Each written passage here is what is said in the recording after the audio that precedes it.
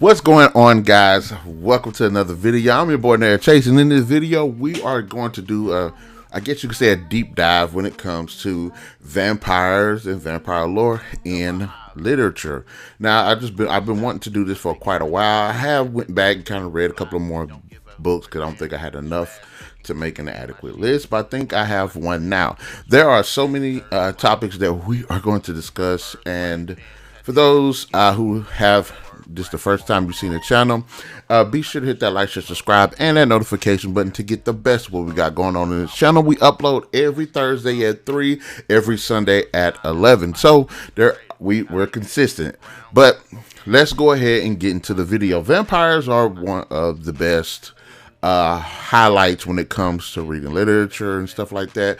I would love to talk about the comics, but I'm not going to do that. Maybe I'll do that like as a separate video type. I like to do like movies and games as well, but we're going to do specifically books on this video. So without further ado, let's get into it. Now let's just say vampires are just straight up awesome, and it's cool just how diverse vampires are throughout literature, the various genres that they can have. There's some that do overlap, the creative freedoms people take to creative vampires. What are vampires? It used to be, and I'm not going to say I know everything, but just off the top of my head, vampires used to be basically the undead people who died under various circumstances or conditions, and who, I'm kind of messing up already.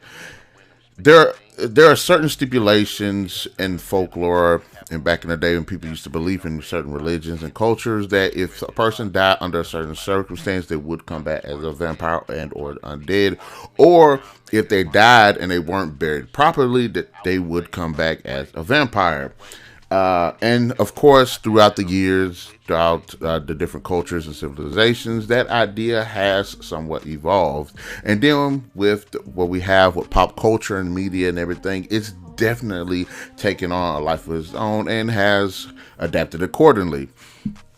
There are just so many, a bunch of types. Now, what do I like about the vampires? Vampires, I think, are actually pretty cool in a lot of aspects. Generally, we have them being these undead creatures that need the blood of the living to survive. And those different interpretations of which have definitely pushed that. You have the likes of Carmilla, Dracula, Nosferatu, just to name a few.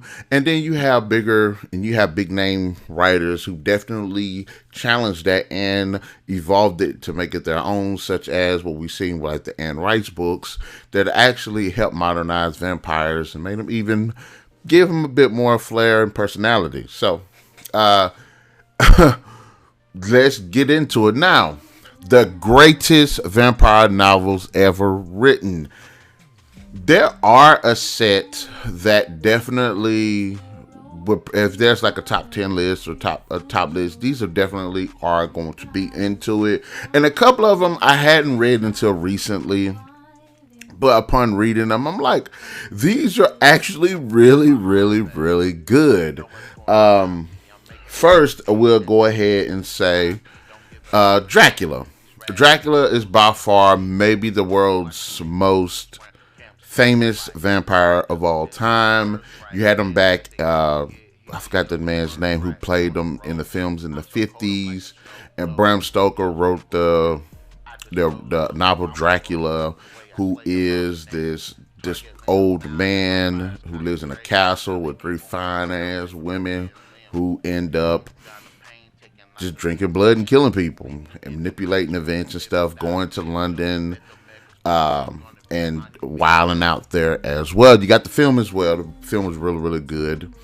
Although I was really, really shocked at some of the differences from the film and the book. But I'm not saying that the film is not good. It's great. And Gary Oldman just does a great Dracula. But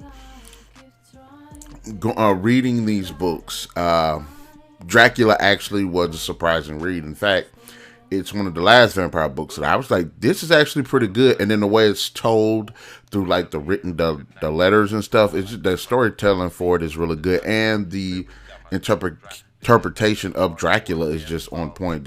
I thought he was going to be more charming, in which he is, but he's an asshole. He's a complete asshole. But and so there's that one. I would definitely say Jay Sheridan, Jay Sheridan Le Fanu, Carmilla, because I believe Carmilla is Carmilla precedes Bram Stoker's Dracula, and she is probably the in terms of a named vampire, I want to say she's actually the first one. But most people know Dracula, but believe she's supposed to be actually the first one. Now, vampires existed before her, but I don't think they have put a name to them, and there was a specific character. But I think Carmilla is the one preceding Dracula. So Carmilla. Now, I did a review on this book. I liked the book. I liked the idea of Carmilla. I thought the predatory tactics that's utilized were done really, really well. I love the story surrounding it. The only problem I kind of had was kind of the main chick, and she just felt a little airheaded and dainty.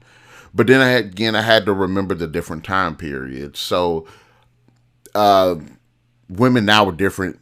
Like, people are different then than now. So they had that little sisterly bond thing going on kind of back in the day in that time period. And you see that in Bram Stoker's Dracula between Mina and Lucy, where they kind of got this really, really close sisterly bond. And then that's in the Carmilla film, which is why, she comes off a bit dainty.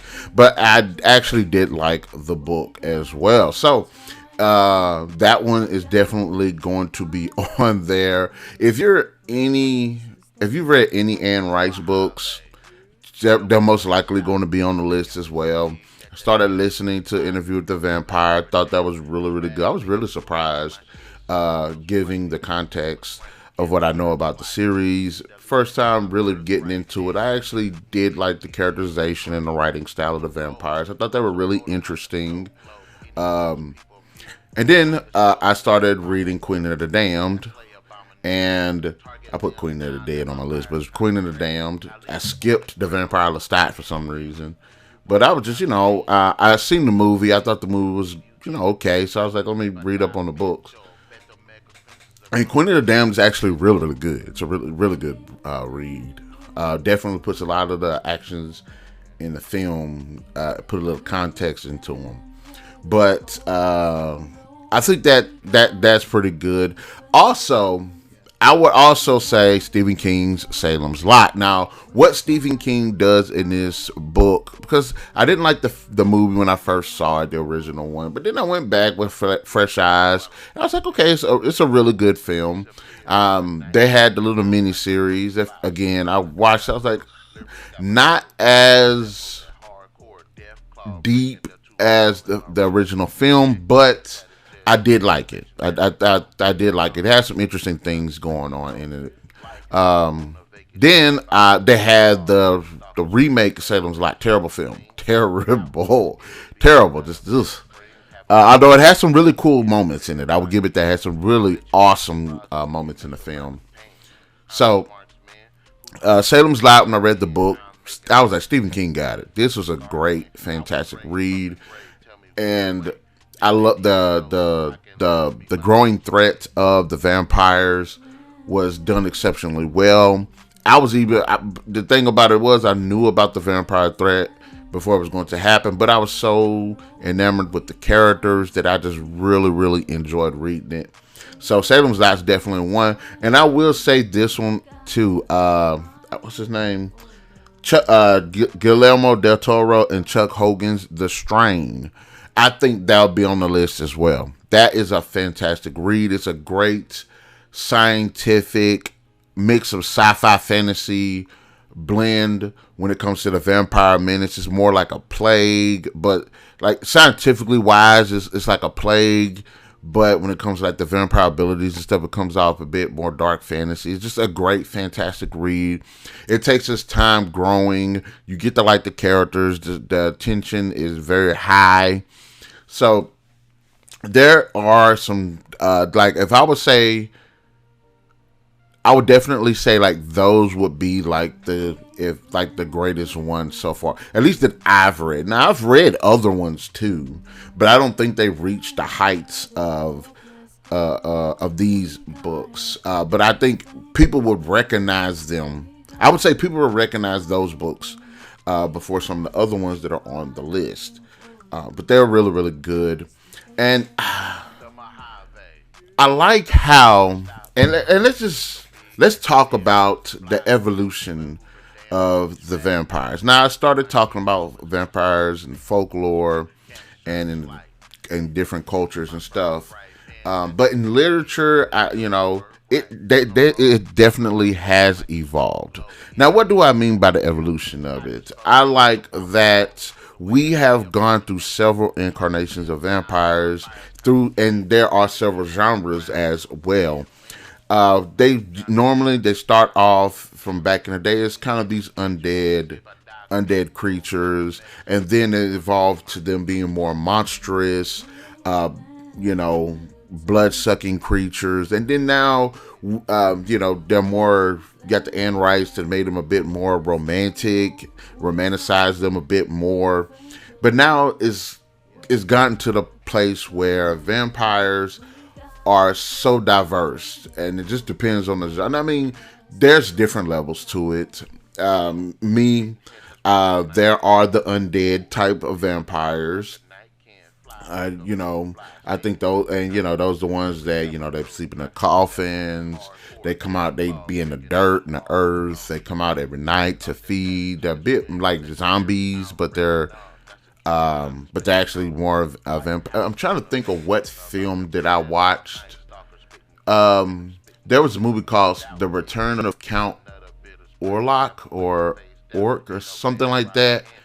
And he comes off like a fake version of Dracula, which is okay. He does have a bit of personality. But when he turned people into vampires, they came off as like these zombie vampires. And they're like, and they come out at night and they feed and stuff like that. So there are like those types. And then I would go with the more monstrous, more bestial types. We see one that comes to mind is in that film Priest, where they're like monsters almost, and there are other ones as well. You know what? I skipped a whole bunch. I skipped so freaking many. But anyways, they got bestial types, and we do have the more human. We see more human based ones, and we get to see more like romantic type stuff again. And Rice, if you look at books like the Crimson series, it's more about romance as well. And we see we see horror, but we don't get like a good mix of horror like we usually do. Like take this for instance. We look at this. This right here is a lot, more of the romantic, the more human aspect versions of the character, and she looks really good in leather. But then, you know what I'm saying? So there is that. I mean, it's a bunch of them, and I probably should have like written out like an analysis thing on it. But I'm just saying, just little thing to just dive into. So. By genre, if we look at it, what is the best representation of vampires? And I guess it determines on the media, but what am I mostly a fan of when it comes to the genre? Now, what I mean is the best interpretation. Me personally, I love vampires in horror. They are absolutely badass. They are actually really, really cool, really, really frightening. I got some books right here. We have Simon Clarke's The Vampiric. We have John Stakely's The Vampires. We have the Strange series. I couldn't find the first book, but I got all three up. We have the I Am Legend as well, where it's more horror based, and I think horror is the best interpretation of them. And all of these vampires and all of these books are different, by the way. But I think it's the savage nature of vampires being represented as parasites because of their need to drink blood that makes them really, really cool, makes them really, really threatening, and really, really memorable. Now, honestly, now that I think about it, I mean, yeah, they drink blood, but animals eat other animals. So are they technically parasites? I don't know. That's actually a pretty good point. Um, and I don't think vampires are going anywhere anytime soon because there are a lot of really, really good stories that can be told as well. So I got a couple books that I wanted to go ahead and just kind of walk it down my ideas on them and a bit of a collection and a bit of analysis. I Am Legend is probably one of the first vampire books that have read. I didn't appreciate it at the time, but when Will Smith movie came out, I went back and got it. I'm not gonna lie, I was disappointed when I bought the book, not because of the story per se, because of this damn cover. I'm thinking it's gonna be the novelization of the freaking movies adaptation of it, but it's actually the original book, but just got the movie cover on it. Damn bastards. But hey, thumbs up to the marketing. I like this film because at least in this book, because in the book there's this plague that wipes out humanity, and Robert Neville is the last remaining human, at least to his knowledge, and he's attempting to scavenge for food and supplies. The world's post-apocalyptic, but there are vampires. Now, these vampires aren't like underworld vampires, Crimson City vampires, or anything like that, but nevertheless, they do remain a threat. And I do like the way that the story presents this, because it shows the character has to be very resourceful, but it also focuses on the character just being isolated and having to deal with everybody just being vampires and stuff. There is some interesting aspects to the vampire characterization because they do utilize the old folklore of like silver, running water, crosses and stuff that kind of hold the vampires at bay up until, you end up finding out what the twist is at the end. But still, the last man on earth is not alone. This book right here is actually really, really good. It's a really, really good read. But I Am Legend is definitely on point. Now, some of these books I don't have the physical copy for to listen to the audio book, but I will talk about them. There is the novelization of the movie Fright Night, written by John Skip and Craig Spector. I honestly did not like the movie. I like Chris Sarandon. I thought he was actually really, really, really good as Jerry Dandridge, a really cool, very charismatic character, and just a solid performance. Really, the writing and everything else around the movie I did not like. But having said that, the book does a better job of it. It still deals with the bigger problems I have with the film, with the writing, but it does manage to smooth some of the rough edges around. I think it's a really good book. It does a great job of telling the story, diving a bit more into the characters, giving us a bit more insight into some of the background events, because any novelization of a film should do that. Give us extra content, let us see some of the side stories that we didn't get to see in the film, and let us get more insight into the characters' thought processes. But I thought the book was a solid read. It was fun as a vampire film. I loved the interpretation of what Jerry was in the book, because he's an absolutely beautiful man, but then when he shows his true form, he's like this walking corpse with fangs that drink blood and stuff.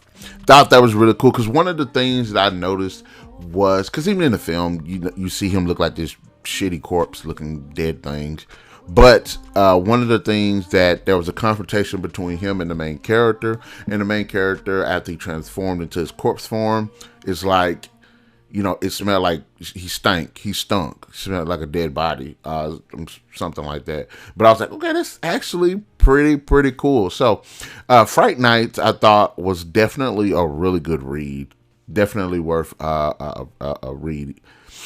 Coming in next, John Stakely's Vampires. Now, I've seen this on lists, but I never read the book. And honestly, I haven't finished reading this book. I'm probably about halfway through it. But I watched the film first, and so I was like, okay, this is interesting. You have this group of mercenary vampire hunters that work for the Catholic priest, and they go to these covens of vampires and kill them. Find out where they live, and mostly during the daytime, and then they kill them all while they're asleep. Great premise. But so I was reading the book, and the book is interesting. It's the same thing, but the film makes it feel more modernized, whereas in the book there's some interesting aspects that wasn't introduced. I think some of them were cool, realistic, and pretty badass. But like I said, I was kind of handicapped by watching the film, so there was a lot of expectations from the film that I didn't see. But this is actually still a really good read. I love the direction of it. I do like the main character. I like how he's a badass, but after what happens in the book regarding his crew, there's a part where he breaks down. So I like that there is a bit of trauma that goes with the journey. But it's actually a really good read. I need to finish it again about halfway through. Look, don't judge me. You can, because I've read like 1,000 books since I started reading this book. But like I said, from what I've read, about halfway through the book, it was actually really good. It kept me engaged. This time just keeps slipping. Now, the next book is a surprise, definitely a departure from the ones that we've read. Doctor Who Vampire Science, written by Jonathan Blum. I'm a big Doctor Who fan, so I love reading Doctor Who. And I was like, they got a vampire book, so I'm going to go ahead and check it out. And in the book, there are aliens that are vampires. I guess that's what vampires are in Doctor Who, they're aliens. But they do drink blood, and they do have some of the weaknesses that are in traditional vampire fiction. So in it, the vampires are on Earth. They're wilding out. Doctor shows up after being called by a woman he ended up meeting previously to figure out what's going on, these vampires and stuff. The girl is Ace, I believe. The companion is Ace. I believe it's Ace. Don't quote me on that, because no, it's not Ace. It's another girl. I can't remember her name. I don't think she actually made an appearance in the show, but she is in the books and stuff.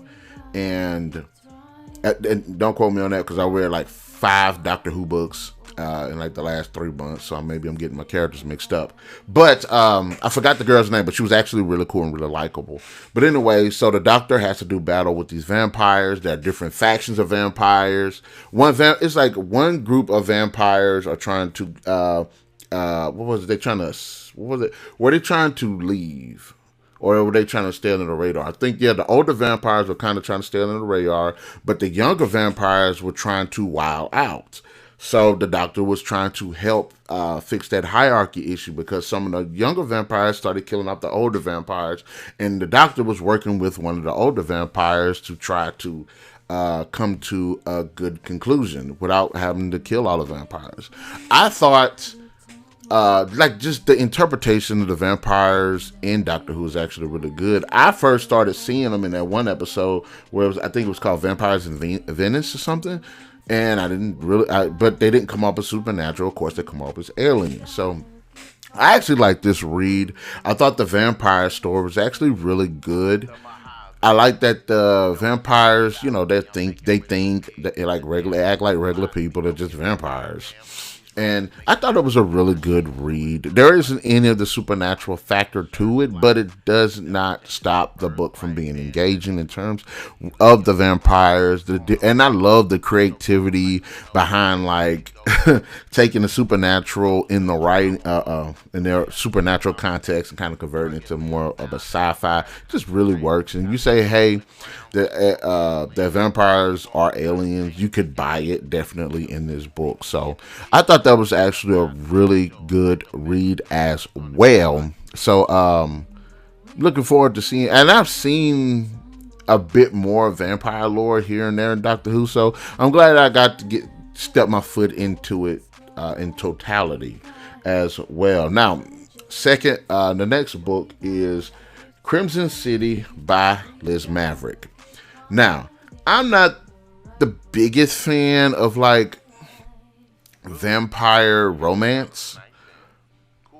I think it's okay, and maybe because of the oversaturation of it. Maybe it's because of the simplicity it seems to some of the writing of you just seeing somebody and then just falling in love. It's different when you read like Dracula or something like that, where there's a seduction to it, but it's a manipulation factor. And to some extent, I can get that from these types of books, but I'm just not the biggest fan of it. Having said that, I did like this this book. I thought it was actually a good read. There's the hierarchy of the vampires as being like the rich and the wealthy and stuff, amongst the chaos that is Crimson City, where you have this brewing tension between the human population, the vampire population, and the werewolf population. This is the first book in the Crimson City series, and the main, and this is blooming romance between the two main characters. It is Fleur Dumont, who is supposedly this chick, looks really good in leather, and there's no horror to it or anything like that. And she ends up falling in love with this man. I believe the man is actually a police officer. It's been a while since I read it, but I do remember the general premise of it and how much I did like it, though I'm not a fan again of like the vampire romance and stuff. But still, having said that, I thought it was actually a really good read. There is the blooming romance. I feel like the series is known for this like love bond thing that happens between characters. I feel like this book does a good job of making him be enamored with her, them kind of having enamored, and it feels a bit more natural because you can't look at a certain person and be like, man, that's a gorgeous person, and there are times you're like, man, I can't stop thinking about this person.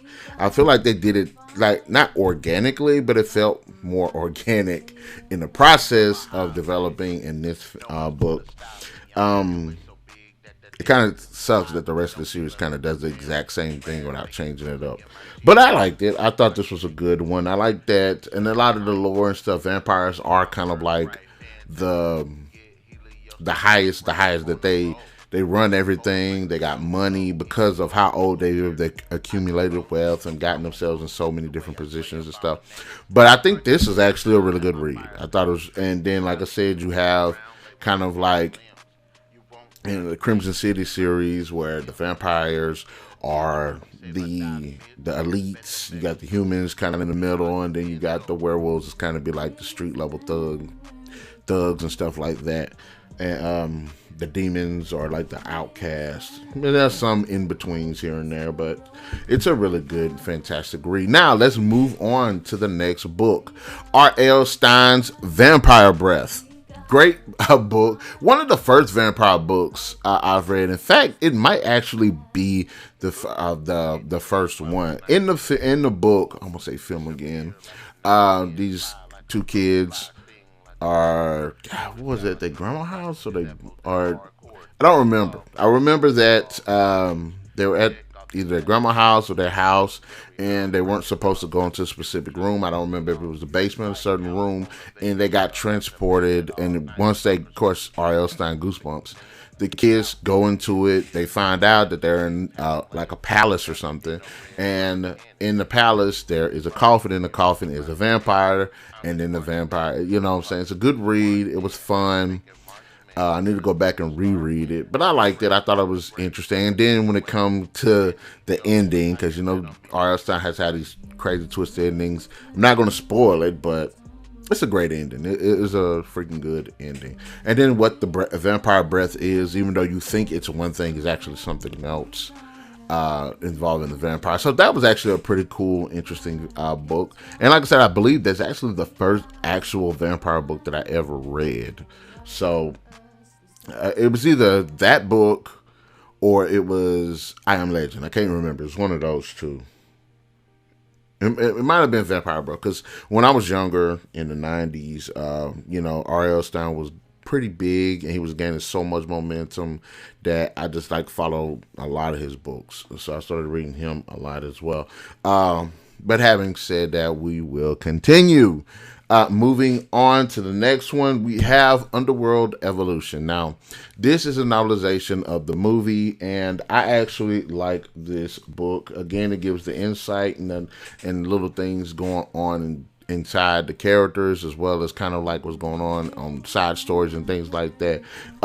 This book isn't strictly about vampires. It's about werewolves and hybrids and stuff like that. But I do like the story. I did like the growing relationship between Celine and Michael, and I thought it was a great book. Now, the type of vampires that are in Underworld they're immortals. They drink blood and stuff. It's more of kind of like this book, but with more action. So vampires and werewolves have been fighting. There's a lot of ass kicking, gun shooting, bullets flying, just death and stuff. But it's still a great read. And the interesting thing about these vampires in this book and in this series is they have this cool ability to, once they drink the blood of either another immortal. Now, I want to see if this works for the humans too, because I don't think they've actually showed it happening with the human characters. But if any of the immortals drink the blood of another immortal, they get the memories. They get to see the past and all of that stuff. But I don't know if that works for the human victim. So if a vampire bites somebody, does the vampire get that human's memories? I don't think they actually dived into that, but maybe they did. I don't know. It's a good book. It's a good book. And you know, now that in fiction too, they have kind of set it to where vampires and werewolves kind of got this rivalry. Honestly, I don't know where that comes from, because from my knowledge, vampires originally, once they started making an evolution in literature to be able to be like shapeshifting and stuff like that, they actually were werewolves. Like they could shapeshift into werewolves because they turn into wolves. They would turn it into bats and mist and things like that. And I was like, I thought and then I guess the werewolf kind of derived from that. So that's interesting. It's interesting thoughts. Now, another book. I talked about Salem's Lot, didn't I? Yeah, I did talk about Salem's Lot. Yeah, I did. Okay, so the next one is A Coven of Vampires by Brian Lumley. Love this book. I loved it. Love this book. I will give kudos to anybody that can take one premise and make like a 15 story anthology talking about and making different interpretations. That's one reason I love Predator If It Bleeds and Predator Eyes of the Demon. You take in the Predator concept and put it in different circumstances and made them interesting. This book, A Coven of Vampires, does the exact same thing. It does not shy away from just diving into different genres. It doesn't shy away from doing different interpretations of vampires. It's dark. It's gritty. There are a lot of really interesting concepts. There is a story where there's this guy who ends up sleeping at a house, and there's this parasitic creature that ends up attaching itself to him, and it's draining his life like a vampire. Even though it isn't the traditional vampire, it's a creature that's deriving its strength and life force from his. So it's an interesting interpretation of a vampire. There's another one where this one guy is stealing the life, the time from other people. The life force from other people to increase how long he lives. And he keeps doing it and keeps doing it. So he's draining the life force from other people. It's like the concepts are really, really good. I love this book. I thought it was really interesting. I thought it was really creative. For anybody else out there doing something like this, go for it all the way. It's freaking fantastic. Brian Lumley, I look forward to reading more of his works. I'm actually hoping that he would make a sequel to this book. So this is actually really good. Let's see. I talked about I Am Legend. Now, I'm going to talk about a really good vampire read, The Strain by Guillermo del Toro and Chuck Hogan. I guess we can dive into the sequel, The Fall, as well as The Night Eternal. Now, in these books, there's this plane that ends up landing, and there's no communication. They find the CDC goes on board thinking it's a biological attack. Find everybody dead. Turns out that it's actually a vampiric plague, and that vampire plague starts to gradually spread throughout the city. And throughout the books, of course, it gets bigger and bigger until it kind of becomes this post-apocalyptic story by the third book. But it's actually really, really good. And what's so endearing about it are the characters and their attempts to stop what's going on while dealing with the drama of their lives. Now, one of the main character, his name is Eph, E-P-H. Who in the hell named somebody Eph? I'm assuming that's short for something. I can't think of what. Eph Goodweather, who's the head of the CDC, and he's trying to stop this. And then the stuff that he's got going on now. I was going to say this. I don't like his wife. She's a total douchebag, and she got what she deserved. Screw that lady. Trying to run this man through the mud. Shut up, lady. But it's cool seeing him, because even though the main story is them trying to stop this plague, one of the side stories that's running parallel to it is him trying to protect his son and keep his family together. Screw his wife. She was a total douchebag. She got what she deserved. But the idea of the vampires in the book is actually pretty chilling. That's one of the good things I like about it. In fact, Guillermo del Toro helped write this book. Guillermo del Toro directed Blade 2. And if you read the book and you watch the movie, you'll find some similarities or inspirations of these two types of vampires. Actually, I could actually say I think the vampires in this book are actually better than the ones from the Blade 2 films. But they're pretty cool concepts either way it go. But the story itself is actually pretty cool. There are some cool action bits, but there are some really cool like horror as well. And I like the interpretation of vampires in this, because they are a parasite. It is transferred through bite or blood, and it's these like worms. And then once the one gets inside of you, it's a wrap. You're gonna turn. They do drink blood. They use these weird tongues with stingers that suck the blood out of you through the arteries, I believe.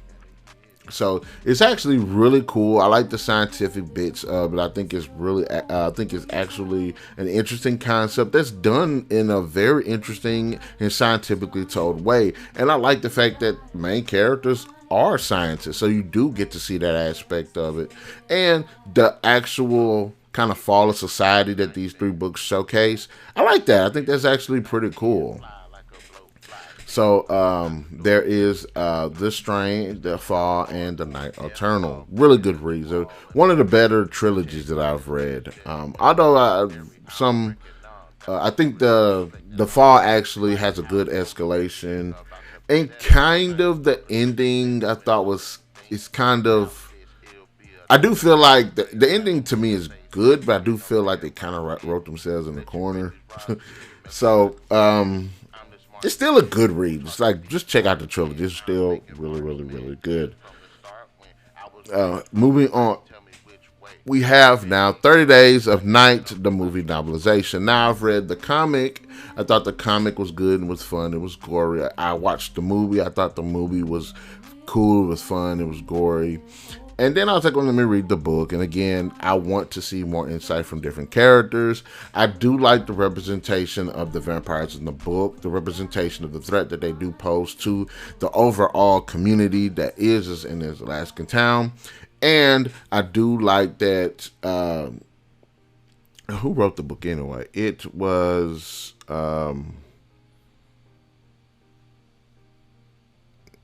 Tim Levin, which I've read a couple of Tim Levin's books. He's a really good writer. But I thought it was a good read. I thought it was fun. I thought it was really done well. The same feeling I had for Fright Night. Well, no, I didn't like really the Fright Night movie, but I did like the book. But I thought this book does what it needs to do to tell the story. It doesn't do enough to tell more than I think there should be some more things going on, like kind of like what happens in Salem's Lot, where yes, you have about 5 main characters that everything's going through, but there are side characters that things happen to, and I think I would like the book a lot more if we seen, like, if this whole community of vampires are just killing people and stuff. I would like to see at least 10 other instances where people got killed by vampires, and we do get some of that, but I don't think we got enough. But still, a very fun read. I thought it was really cool and a good adaptation. Let's go to another book that I read about halfway through, and there's a reason for it, but Michael Romkey's The Vampire Princess. Now, this right here takes vampire horror to the open seas. There are 2 vampires, or you say, well, one is technically 2, and they're on this cruise ship, and chaos ensues. It's starting to ensue. I'm about to at the halfway part where things are starting to jump off. Now, the problem I have with this book, and I don't think it's a problem, but I think it does not hurt the pacing a bit, is because the main vampire, whose name is Nicoletta Vittorini de Medusa. I'm going to say Nicole. The problem I kind of have is Nicole is this vampire that just does not care about human life. She does what she want to do. She has power. There's one part where I believe the cops are raiding her home, and she just super speeds out of there. Like, she is like the pinnacle of vampire stuff, and I think she's an interesting character. And her, I guess you say her boo, I think he's an interesting character as well. But the story, the pacing gets thrown off because throughout the story of her being on the ship, there's this thing where they're telling her backstory. So when things start to ramp up in the main story, we shift to the backstory, and it's a good and interesting backstory. Do not get me wrong. But it does kind of hurt the pacing of the book, because I'm reading and I'm like, I want to see how these people are going to get out of dealing with a vampire on the ship. I read a book called Devour, and in that book, there is a giant sea monster terrorizing the ship. So the entire book was the human drama that's already going on in the ship, and this giant creature on the outside that's, they're trying to figure out how to deal with this thing.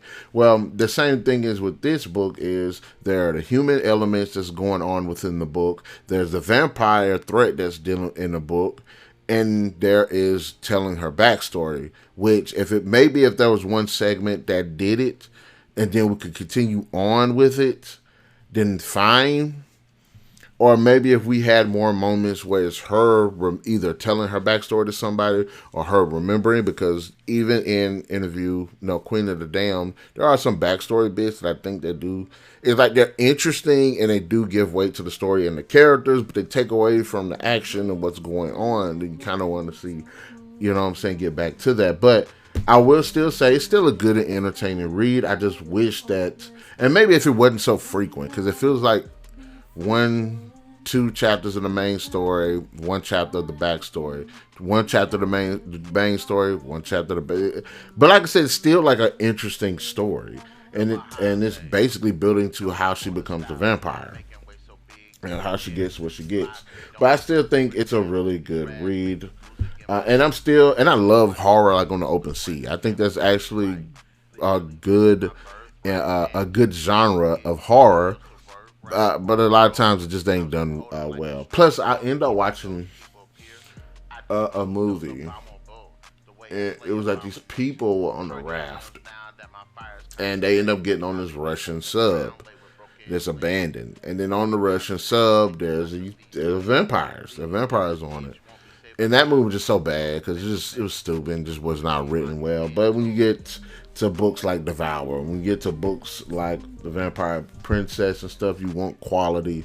So hopefully, we're at the halfway point. In fact, we're more than halfway actually. Well, we'll see how she start wilding out and how these people deal with it. So, moving on, there is a book called Night Brothers by Sidney Williams. Now, I've been looking for this damn book for like 20-something years.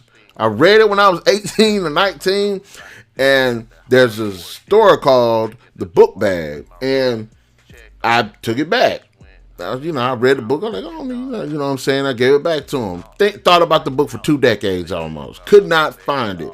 1, because my dumbass didn't remember what the title was. 2, because my dumbass didn't remember who the author was. And the only thing I did remember was certain scenes from the book, as well as the cover, or at least the majority of the cover. On the top of the cover, there is a Black Panther. At the bottom is the face of this woman. That's all I remembered of it. So, damn near 20 years looking for this book. I don't know why I was so obsessed with looking at it, but I found it. I ended up finding it finally. So, in it, there is this female vampire that wakes up in this small town and starts utilizing the animals to do what she do. I don't want to spoil that for her, but she's using she's attacking civilians and stuff, attacking the population. Population are dealing with their issues, of course, but she's utilizing animals because that's one of her powers. Is she can control the Night Brothers, which she called animals. Hence the panther that's on the cover of the book. She can control them, and it's interesting. I do like the idea of it. Her kind of moseying in on this town. She has a goal, of course, but she's utilizing the animals to kind of cover her being there. It's interesting. You have a panther attacks a girl, and she drinks the blood, so now they think the panther did it. And then there's a part where bats attack somebody. She ends up drinking the blood. They think the bats did it. So, it's actually a pretty cool concept with the vampire utilizing animals as guard dogs, using them like assassins almost. It's interesting in that way. I do like the vampire chick. I would have liked her to did a bit more vampiring things, like walking in, I don't think she interacts enough with the human characters, I guess you could say. I would have liked to see her interact more with the human characters, but I think she does interact enough. But I like when I see a vampire that's and she's the vampire that's basically human, kind of like how Barlow is in the books, where they're basically humans but vampires and stuff, and they can't interact with people. So I would have liked to see her interact more, but I can't say that I did not enjoy this book. I thought it was really, really good. I thought it was a really interesting take on the vampires. And I ain't gonna lie, it was worth the search. Now, if I can only find this other damn book, I don't remember nothing from it except for one scene. But hey, Lord willing. So moving on now, I have started listening to Interview with the Vampire by Anne Rice, and I started listening to Queen of the Damned.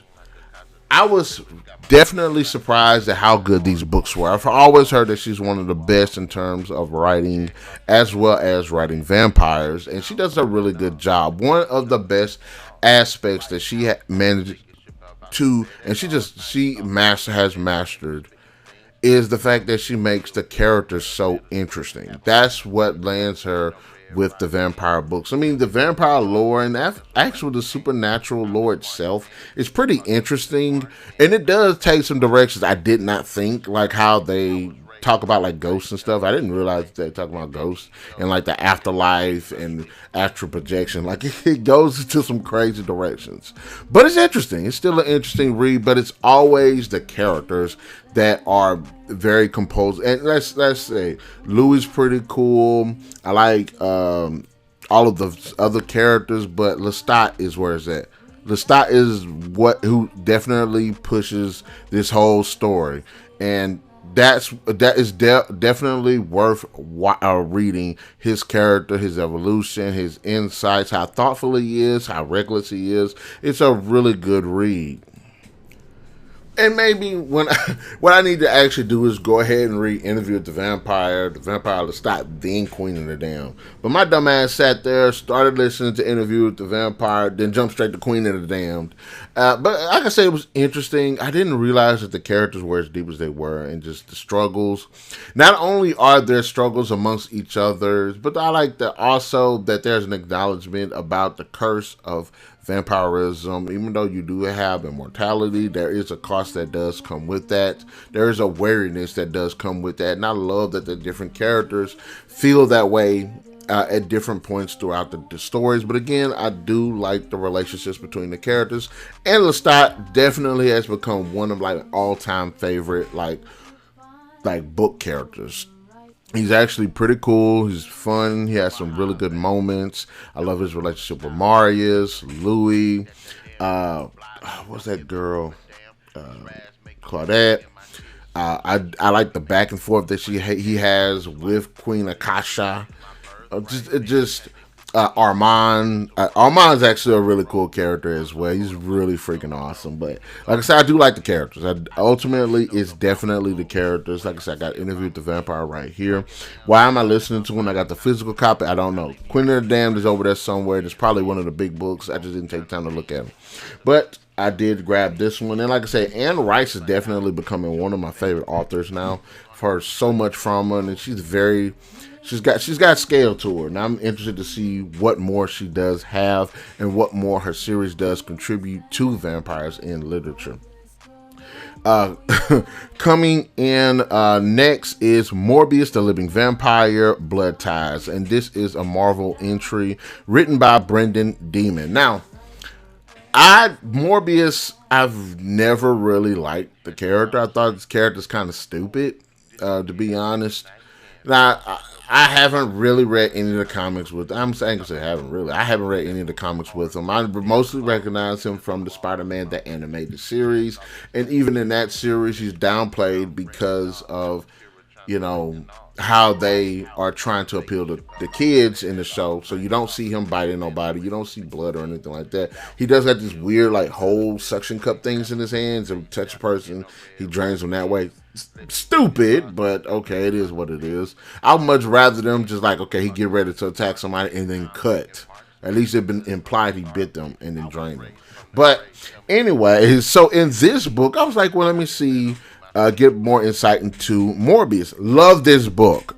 This book illustrates him as a vampire, him actually suffering with the bloodlust and his senses, his powers, the dependency, and his struggles to not be this ravenous creature. I love the way that Brendan does a great job of fleshing his character out. He has a homegirl. I cannot remember the woman's name. I thought she was an interesting character and how she helped him deal with the issues. My only problem might have been kind of the antagonist and what they did. What they were doing with it, because it's like a stupid ass cult. But, you know what I'm saying, I still liked it. I thought it was a great book. I loved his character. He was just this miserable son of a bitch that was just trying to make it through the day. Sometimes doing good, sometimes doing bad. Sometimes doing bad while trying to be good. Sometimes doing good while trying to, you know what I'm saying? there is a great read. It took some unexpected turns for me, but I thought it was fun. I didn't think that they would go into the darker directions that they did with him and his hunger and just like the attack sequences and stuff like that. But they did, and I really enjoyed that. This is comic books, superhero stuff that definitely deserves to be highlighted. Like, it's like when you watch Blade. You know, Blade is a dark film. Blade 2 is a dark film. Blade 3, not as much, but you know what I'm saying. But their take on the vampires and stuff is dark, and I love the fact that Morbius definitely was actually portrayed in this way in this book. So it was just a fun read altogether. I look forward to it. I think there's another one. I think there's a sequel. It's either a sequel or a prequel. I can't remember. But there's another book, I believe, featuring Morbius that's supposed to be set in this. I'm interested. As soon as I get a chance, I'm going to read it. I thought this one was a really good read as well. Now let's talk about one of the darkest vampire books I have read, and it's Vampiric. Now these vampires are the more monstrous undead. They all kind of got the Nosferatu look to them, but they're kind of just the undead vampires where they just and they go bite and stuff and they prey and stuff like that. But it follows these 4 people in this hotel while vampirism is growing rampant in this small town. Great book, full of tension, weird characters, but likable. I thought this was a really good read, and I'm not used to reading these types of vampires. For all of these other books that I've read, I've not really read these types of vampires. I do feel like the ones from I Am Legend and from Vampires and I Am Legend are kind of the same as these, where they're smart. You know, they're not like human. They're humanoid and they're smart, but they're not like, you know, like fully human. They're kind of like zombified a bit, but they're vampires and they're still monstrous. But like it's cool. It's a very cool book. I really enjoyed this one. This one actually helped get me more into the vampire lore because of the dark aspect of vampires, the more ancient, the more folkloric, the folklore, mythological types. I think this is definitely one of the better ones as well. Continuing on, I ain't even said Simon Clark wrote that book, Vampire. I ain't even said this man. I ain't give this man no flowers, but it's still one of the better ones. It's really one of the best ones. I think I have two more. Fever Dream by George R.R. Martin. I think this is a really good one too. It's a very unique one. It's set aboard the steamboat. It's a very unique one. I haven't finished reading it. I'm almost to the end. It's interesting seeing George R.R. Martin write this type of story because it's a bit of horror, bit of a thriller, which is a complete contrast to, you know, A Song of Ice and Fire. Really good books, by the way. But Fever Dream is actually a really good one. Now, I can see how people could have kind of a hard read with this one because it's set back in the day, and there are some, you know, expletives that are not favored upon nowadays being said. But it's a period piece, and this is what happened then. So, you know, I don't have a problem with reading it. I thought it was an interesting read. I thought it was a fun read. It's had me the entire time I've been reading it. Some of the twists and turns I thought were actually really good. The characters are actually really good as well. It's not what I expected, but it's still a very fun read. Now, I will jump on to, and some of these I've touched upon, the Dracula, Bram Stoker's Dracula. It's the last one I've read, and I'm almost done with it as well. Fun. It's a great book. I did not realize that Dracula was just such a dick. He's such an asshole. It's a great read. It's a fun read. It's The writing is so well done. I love the characterization. I love how it's told through these letters, and it's telling the story that people's thoughts and stuff. The last voyage of Demeter, Lucy's fall. What's the one guy that's in the crazy place, how he been thinking.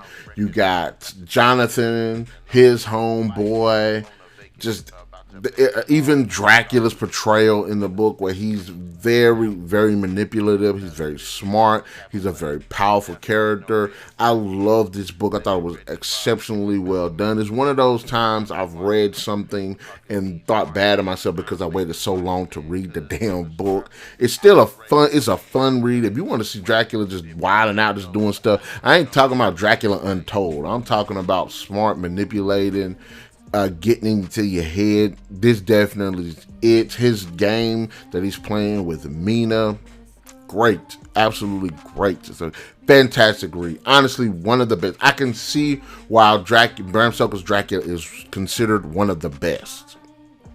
Great read, great read. So, it's just been a really good journey with these vampire books. It really has. And I'm looking forward to reading more, completing some of the ones that I haven't completed. But I was able to compile a top 10 list of my favorite vampire reads. And let's go ahead and jump down that list. Coming in at number 10, 30 Days of Night. Although not an original story, because it's an adaptation of a film, which is an adaptation of a comic, I still love the blood, the gore, the violence, the tension, the heavy atmosphere of it. I thought it was a great read. Tim Levin does a great job adapting the film. It's still very close to my heart in terms of film adaptations, adding enough nuance to flesh it out, give it a bit more meat on the bones. Still a really, really fun read. Coming in at number 9 is Fright Night. Did not like the movie because of so many problems I had with it, although Chris Sarandon definitely deserves a thumbs up. Now, Fright Night was written by John Skip and Craig Spector, who adapted the film. I think they did a great job of getting into the characters' heads, keeping the tension from the film while fleshing out some of the characters, just making it an overall enjoyable read, fleshing out the more vampiric aspects, introducing a bit more of the folklore as well. Great read.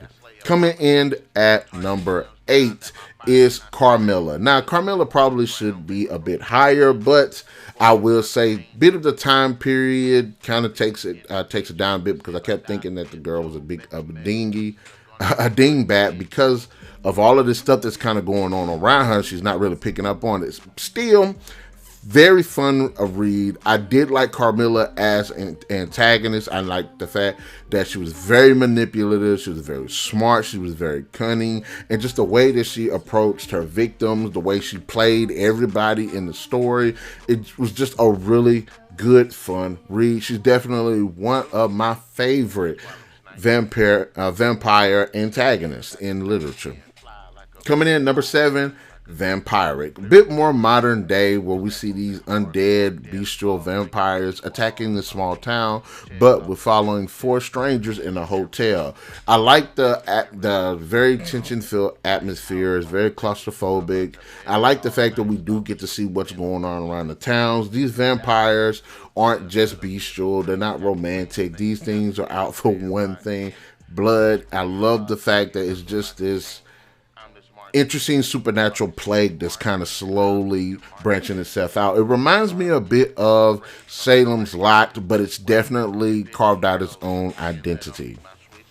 Coming in at number 9, coming in at number 6 is Interview with the Vampire. Anne Rice definitely does a great job of introducing the character of Louis, as well the character of Lestat. It's a fun read. Lestat, I like Louis' depth and humanity, and I like Lestat's he's just wilding out, but he's still a fun contrast to Louis, but still an interesting character. And the journey that these two characters have throughout the years, both in the human world as well as the vampire world, is established in a very fun and evoking story. I definitely look to reading more of Anne Rice's works.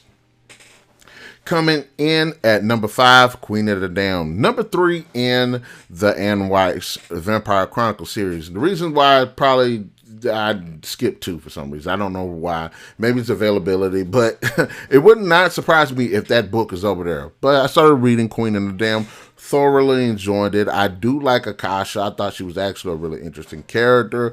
I do like Lestat. He's definitely just grown on me as a character. He's very thoughtful. He has a really interesting inward voice on himself as well as towards the outside world. I like the different characters. Armand, Mari is, Louis in it. I can't remember that girl, Jess. And what's the one lady that's one of the oldest vampires? I can't remember her name, but she was actually a really interesting character as well. Still, this is just a fun read, a great evolution of what we've seen in Interview with a Vampire. Coming in at number 4, A Coven of Vampires.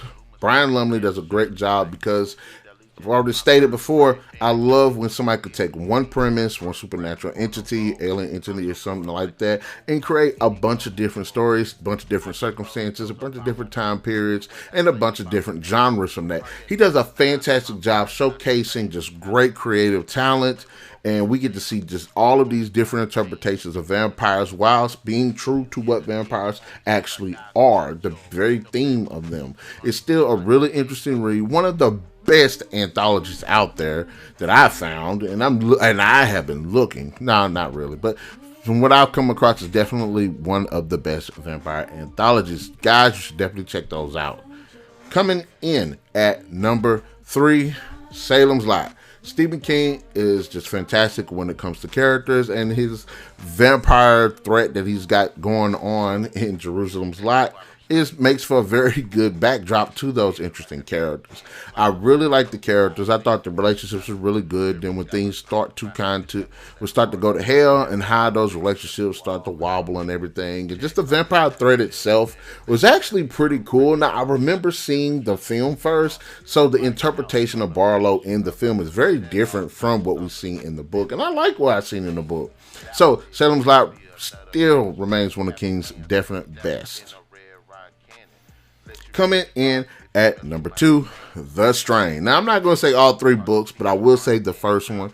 I like the idea of kind of like the vampires being kind of like this plague, and I like that this book goes on the scientific side of things, making it more scientific, so when the CDC and all of these scientific characters have to deal with it, we see it from that side. But having said that, the characters are pretty interesting, but the vampires are even more so. These are more mutant.